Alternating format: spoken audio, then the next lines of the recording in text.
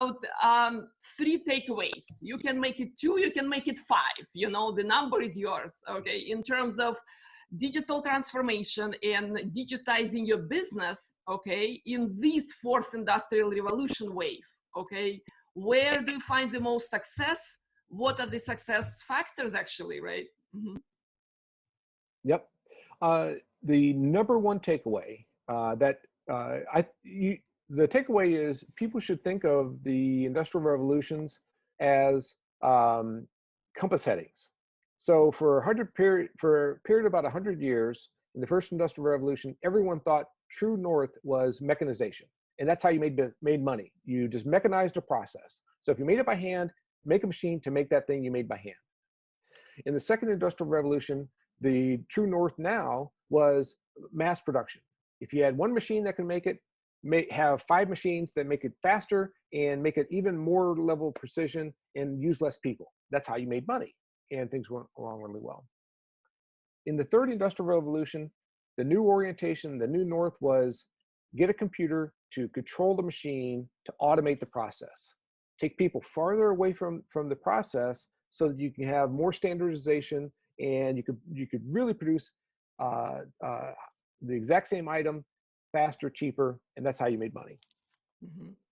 There's a new north to the way our companies should orient their business, and that new north is make things customized, and that, or as much as possible within the universe that your company lives. So you have to make things personalized, customized, different, and more fitting to the need that the customer wants. And you got to do that inexpensively, because people aren't going to spend more money than they need to. You got to do it fast. You can't do it slow. An answer 2 weeks from now isn't as good as an answer this week or today. And it's got to be able to, as best as possible, not only be customized to their need, but interact with the other things that they may want to do in the future, or that they already have in place, whether that's in the manufacturing setting, a consumer setting, healthcare setting, whatever it is. So your piece of the puzzle can't break up the other pieces. It has to play nice, right? That's the number one takeaway. The second part of that is, if that's going to be your goal, how do you get your teams to coordinate and think about the way that they should orient their new way of doing business to explore these opportunities, pick a course, and then work towards the fulfillment of that course. And that's really the leadership that you have to take in terms of working in times of uncertainty. You know, COVID-19 is thrown a high level of uncertainty on top of a world that was already moving fast. And so in some ways, things have slowed down. We're at home, we maybe not be traveling as much, we're not going out to eat as much, and things seem like they're slowing down a little bit, but the media hasn't changed, right? How fast information comes to us, and we have information overload. And so we can't ingest all the information that we want to ingest. We have to get really good at something, and we have to work with other people who are really good at their other thing in teams to a common effort.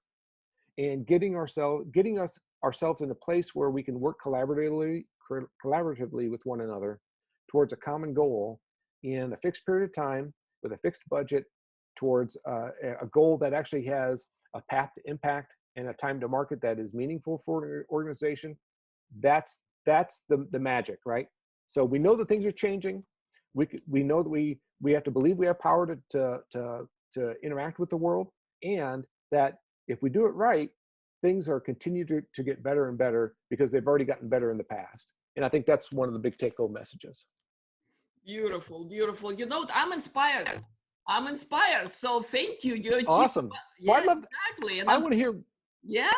I want to hear more of your story too, because your story is.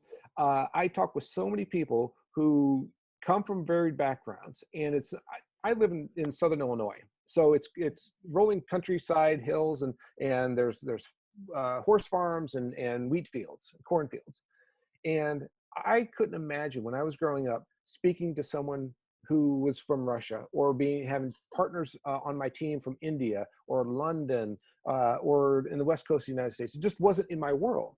But I'm so happy to be in that world today, because it's so exciting. The diversity of thought, the diversity of backgrounds, and where people want to go, and the commonality of people being nice and wanting to work together. it's awesome. And I'd love to hear more about it. And I think this is an awesome show that you have, and I'm pleased to be a part of it. You know what, Matthew? You are in it now, because one talk we're gonna do, and it's gonna be about society and cultures, and technology will weave in for Awesome. sure, right? But you are on it, okay? So I'm signing you up, because believe me, growing up, I did not have many American friends for some reason, okay? I did not. Yeah. And yet, absolutely. So let's infuse some positivity in this world today, because there are lots of different problems and talks and issues everywhere, okay? Let's make it positive, something about good things that surround us, okay? You are Sounds good to just me. signed up for this, and I will keep you accountable and transparent. That sounds great. You got my number, so you know how to get a hold of me. Absolutely. Thank you so very much. So thanks. Talk to you, Matthew. Absolutely. This was fun. Sounds great.